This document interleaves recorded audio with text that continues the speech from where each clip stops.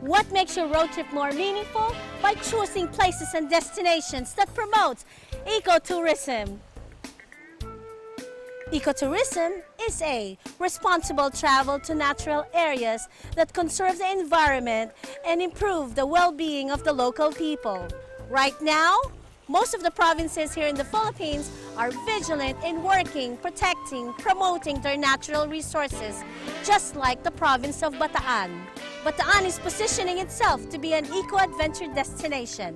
What do they offer and how do they do it? Let's find out.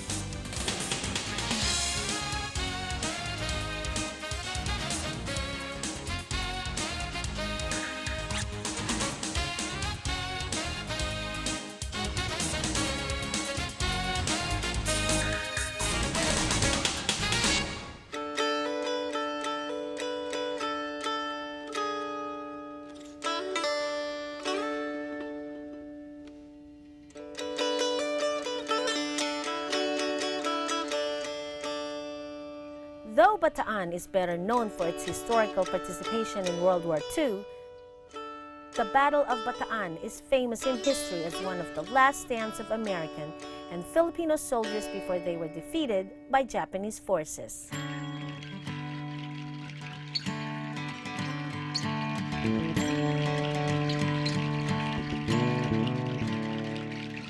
They have gone beyond that by building many natural parks in their province, including Dunsulan Park.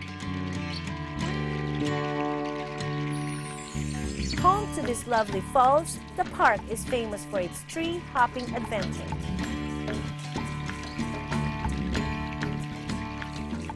Bataan is beefing up to be the next eco-adventure destination this side of the north. Proof of this is one-of-a-kind nature adventure that gives you a taste of real island living. Beach rules. Relax, unwind, enjoy.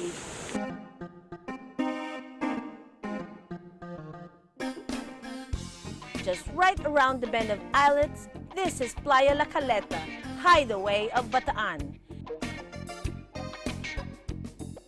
A private cove that offers relaxation and the best of island adventure. Get ready to play beach volley, trek along a stream,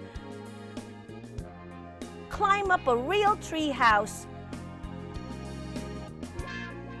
bamboo kayak, feed the fish, and if that ain't enough, jump off this cliff.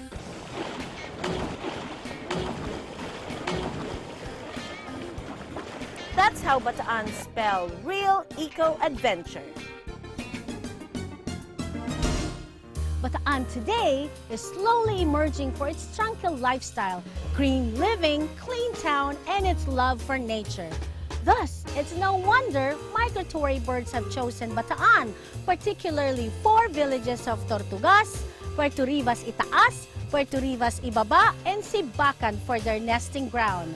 And to keep a close watch on them, Bataan has opened this wetland and nature park.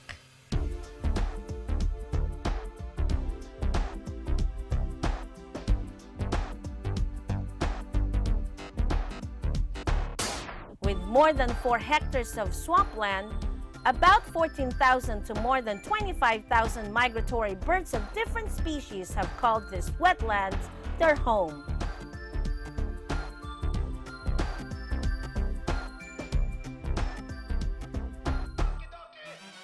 Regarded as Bataan's feathered tourist, the whole province of Bataan rolls out the red carpet in welcoming these birds who arrive every 6 months. When did the birds arrive here? Every month of September, nagpupunta na po rito yung mga migratory birds, then maalis po sila rito on the month of April. Pero noong pong year 2005, na-discover po ang Bataan as bird sanctuary. How many birds do you have here? Ang pinakamataas pong birds na nabilang po rito every January po kasi nagkakaroon kami ng bird census through Wild Bird Club of the Philippines, DNR, Agriculture. Yun po, 25,000 more or less. That's a lot of birds. And do you Yes. have any idea how many species of birds do we have here? As far as I know po, 43 species. 43 species Opo. of birds. Interesting. Yun po. Now, how do we take care of them when they're here? Ini-inform po namin sa bawat residente, kahit na po hindi taga-Tortugas, ang pag-iingat po sa birds like bawal po ang barilin ng birds, bawal lang magtapon sa mga karagatan, Yes. especially yung nasasakupan ng aming coastal area, kasi po ito ang nagsisilbing daily habitat ng mga birds. Sa tuwing maglo-low tide po, nagkakaroon ng mud floods, doon po nanginginain yung mga isda, kasi may mga natitira po mga maliliit na isda, yun po ang pagkain nila. Ang birds po, biodetector yan eh. Okay. Pag po healthy ang environment mo, makikita mo yung bilang ng birds, parami ng parami. Hand in hand with the locals, Balanga Wetlands and Nature Park is already an eco-tourist site as it aims to conserve the natural habitat of wildlife against the negative effects of human development. Thus, they continuously plant mangroves for the birds. What is the significance of mangroves to Bataan Wetlands Nature Park? Unang-una po, significance po nito, ang bakawan po ay nagiging shelter po ng mga ibon. Kasi po ang wetland park po ay habitat ng ibon, so kailangan po ang bakawan kasi sheltered po siya, at saka siya rin po ay nagsisilbing shelter din ng mga isda, ng mga crabs. Kasi po yung dahon po ng bakawan, yun po ay nagsisilbing pagkain po ng mga fish, saka po ng mga crabs. Saka it controls yung flood po, at saka yung soil erosion din po.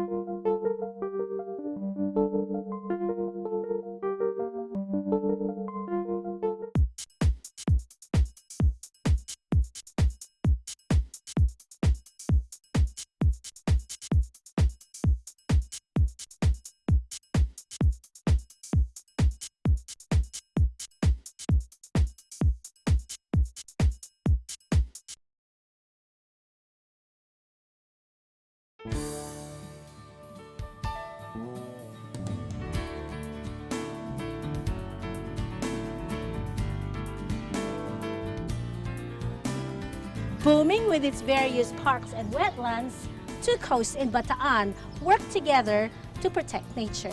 Right now, Bagak and Morong, known as the nesting grounds of 3 out of 5 sea turtle species in the country.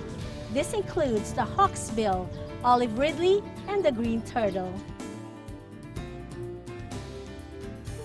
Highly threatened for extinction, with most threats coming from us humans, these marine turtles, all 7 species of the world, were poached, slaughtered, eggs sold, and their living habitat deeply polluted.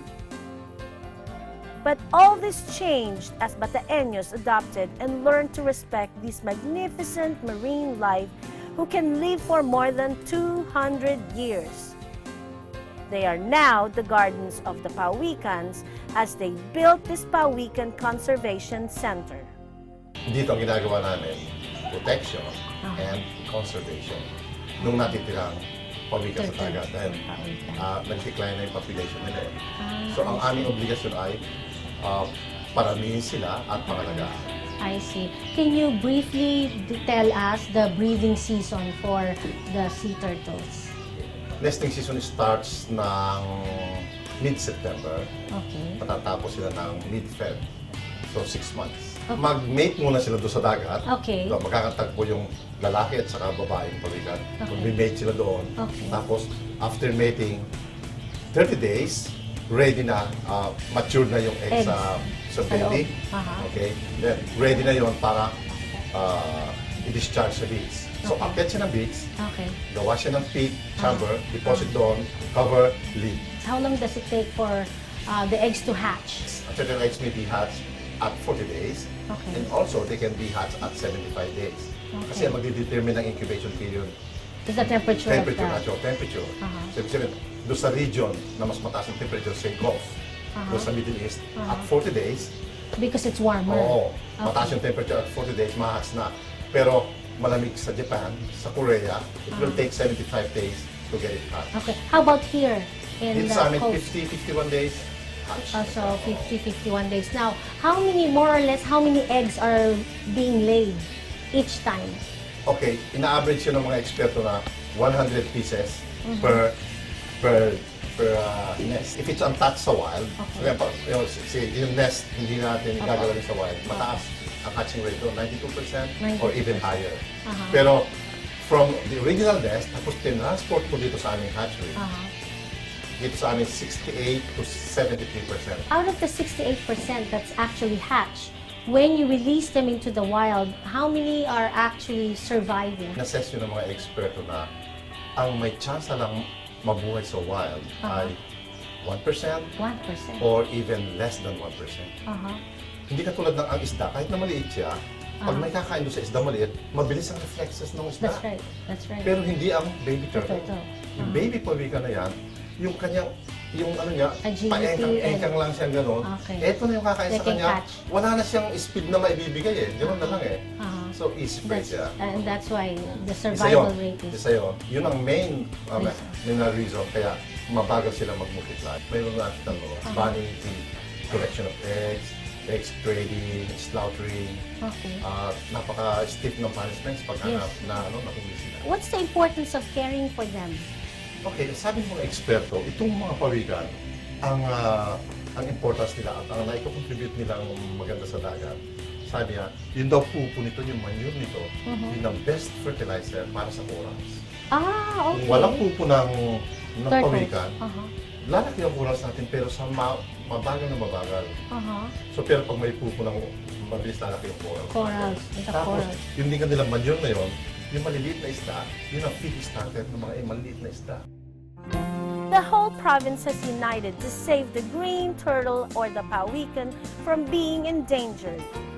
Now, the locals and even kids know the respect and care they must give to these gentle creatures. All turtles coming to Bataan are now assured and protected when nesting. And soon, with Bataan leading the way, pawikans will increase in numbers and live a peaceful life in the sea to maintain the balance and health of the international waters.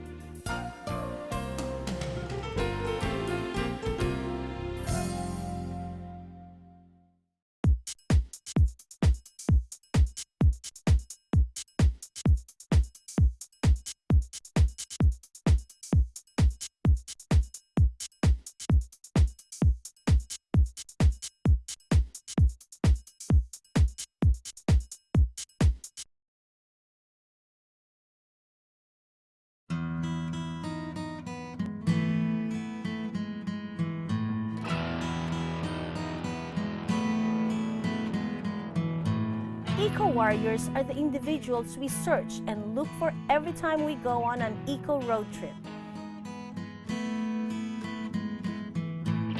These are the brave, untiring, and unselfish men and women who dedicated their time and committed themselves to protect their hometowns' natural resources from any form of destruction. And one eco-warrior in Bataan is just doing that.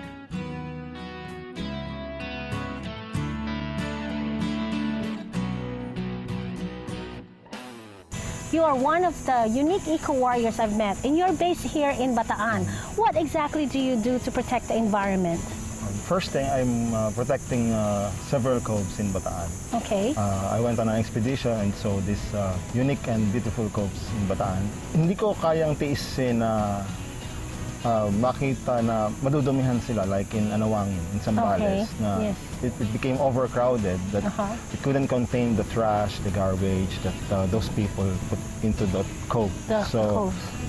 Dahil may magagawa pa naman ako to protect this, so I went on an advocacy to protect these coves by controlling our guests, controlling the tourists. Actually making them a responsible Yes, tourist. exactly. So they help you with the environment. So we are here in this cove. What is this place called? This is Playa La Caleta. Okay. That's one of the coves that I'm showing to some Yes. tourists. Yeah. some guests. And I understand you have programs here for visitors yeah. when they come over. Yeah. And what can they do here? Karamihan activities namin is walang masyadong impact sa environment kasi marami kasi like let's say banana boat, it could still harm kasi yung init ng gasolina na. Okay, so from dito the we decided just yung mga like cliff jumping, so walang kailangang structure na itayo. So we have bamboo kayak. Okay. Yan ang mga pinapromotahan. So, all in touch with natural. nature pa din. Now, tell me more about the youth programs. So we have this called the volunteerism. So Volunteer. yeah. Okay. So this is parang mas magiging tour volunteer sila pero may connection sa environment, sa environmental protection, conservation. So we teach them na harmful lang mag dynamite fishing, harmful lang. So this will lead to overfishing and destruction ng corals. So mas mapaparami namin yung kung dating isa lang ako or tatlo kami na gumagawa nito, this time mas marami na kami. So you have the youth to Yeah. actually join We your empower program them. Yeah. by empowering them. Is this something personal? Yeah, It's a this is- personal advocacy? This is very personal. I'm a Bataeño, so I love Bataan. I don't want the next generation na makita nila na sira-sira na yung yung coast ng Bataan. We have a campaign in our show that says one tourist, one tree. And the way it's set up is for every tourist that visits the place, if they only plant one tree, we won't have any problems with global warming and climate changes. Is that something that you can adapt Yes, of into your course. program? Yeah. Actually, even before pa kami nagkakaroon nitong adventure tours na to, we are already planting trees and mangroves dun sa coastal area ng Bataan. So we do that every year, twice a year. Okay, but for every tourist that visits, it doesn't have to wait for that time to be planted. I think we will adapt. That's really good. Would you advise others to be an eco-warrior just like you? Oh yes, of course. Dapat lahat tayo maging responsible tayo sa environment natin. Dahil kung bawat isa sa atin ay magtatanim ng puno or hindi man magkakalat, malaking share na yon, malaking bagay na yon para sa environment. That's true. Ecotourism in the Philippines is vital as it aims to protect our natural resources, stop destruction, and minimize the impact of urbanization. It also provides direct financial benefits for conservation, financial benefits and empowerment for the local people as it gives them work and livelihood. So the next time you travel, choose an eco-site as your main destination. Not only will you be helping Mother Earth, you are also empowering your fellow human beings.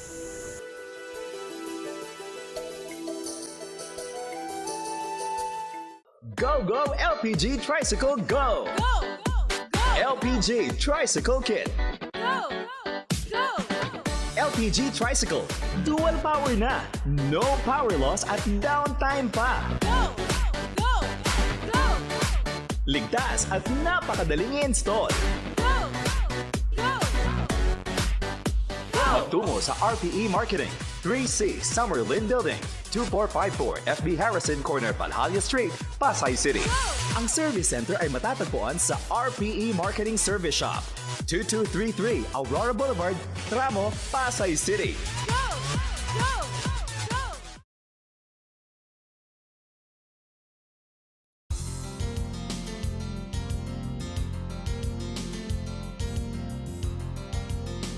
The beauty of ecotourism is that it promotes responsible tourism by protecting and putting first the welfare of all the locals, and most especially the indigenous people.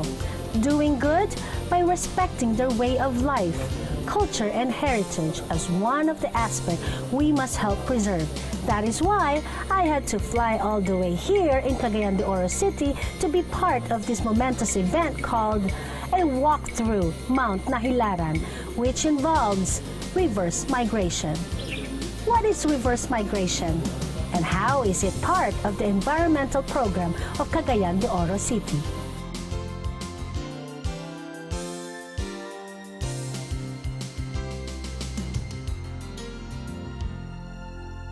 This is the walkthrough of Mount Nahilaran. What is this all about?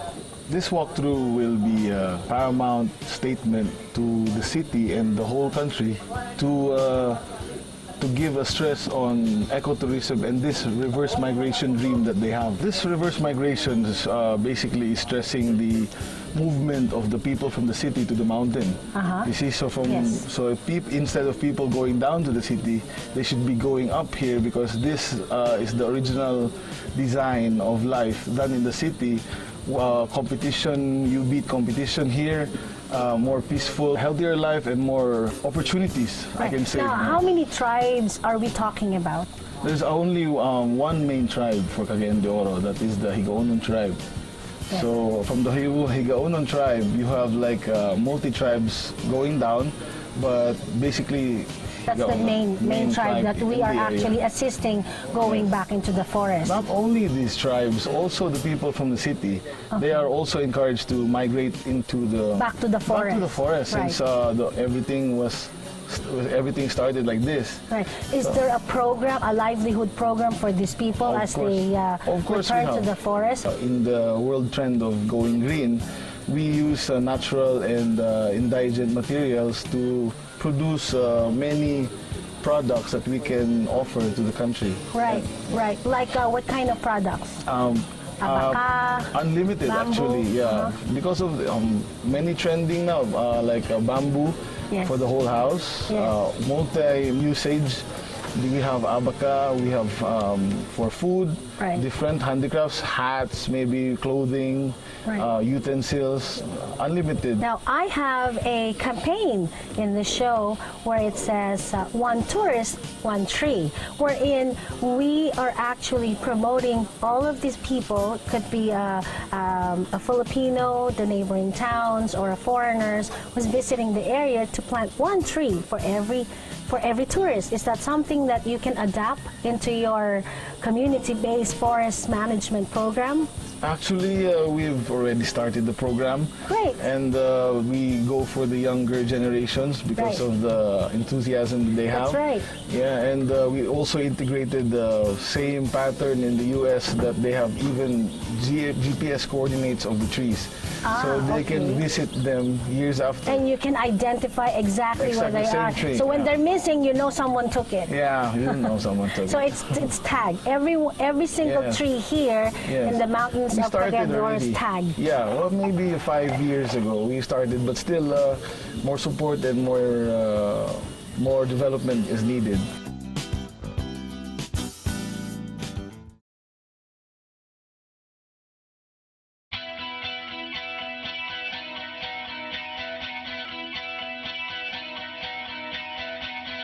BATAAN is 2.5 hours away from Metro Manila, and just as it's famous for its role during World War II, it is the new tourist destination with its bird-watching sites, Pawikan conservation centers, sanctuaries, and natural parks. Ecotourism in the Philippines is fast-growing as all the regions in the country work to develop and protect its existing eco-spots. How do we support them? First, let's go visit them and help maintain its cleanliness by not throwing our trash. And likewise, let's support the town's local livelihood products. I'm Ruby, reminding you still to plant more trees wherever you go, wherever you are, for the life of ecotourism relies on trees, which gives us clean, cool, fresh air. See you next time on my next Eco Road trip.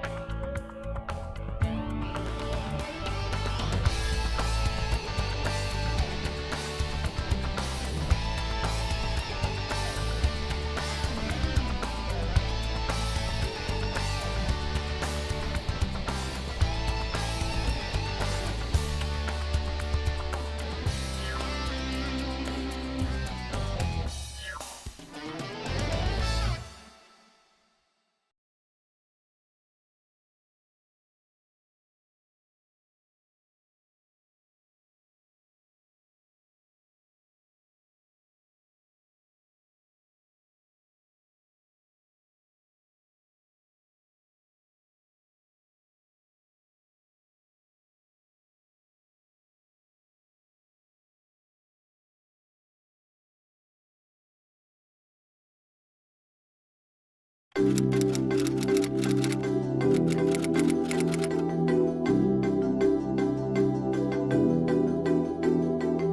an architect, urban planner, environmentalist, is it really necessary to cut trees in the name of progress and development? Trees are part of progress. And elsewhere in the world, trees, even in roads, are part of the road design. And the more progressive countries in the world, more progressive cities. In the planning and design of roads, it should be, the road right-of-way should be shared. 1/3 for trees and landscaping, 1/3 for pedestrians and bicycles, and only 1/3 for the moving traffic lane. If the road designer did a good geometric design of the roads, he would have preserved those trees and put the additional lanes on the right side of the trees for slower moving vehicles. That's how they do it in Europe, in Singapore, and so on.